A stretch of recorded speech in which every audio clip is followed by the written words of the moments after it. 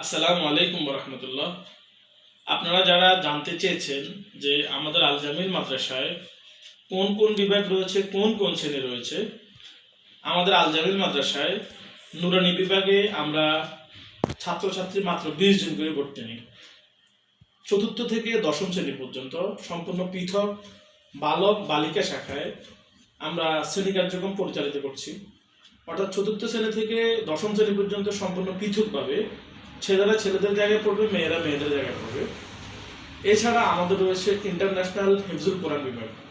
আমরা হিফজু বিভাগে ছেলেদের জন্য আবাসিক ব্যবস্থাপনায় বাংলা, অঙ্ক, ইংরেজি সহ শ্রেণী ক্লাস সহ একদম প্লে থেকে পঞ্চম শ্রেণী পর্যন্ত ছাত্রদেরকে ভর্তি নিচ্ছি। একটা ছেলে আমাদের এখানে পড়লে, হেফজু পড়লে, হেফজুর পাশাপাশি নুরানি বিভাগের ক্লাসগুলো এবং চতুর্থ পঞ্চম শ্রেণীর বিভাগগুলো শ্রেণী কার্যক্রম পড়তে পারে। এছাড়া আমরা প্রত্যেক বিভাগে প্রত্যেক শ্রেণীতে মাত্র 20 জন করে শিক্ষার্থীকে ভর্তি নিচ্ছি। আসসালামু আলাইকুম রহমতুল্লাহ।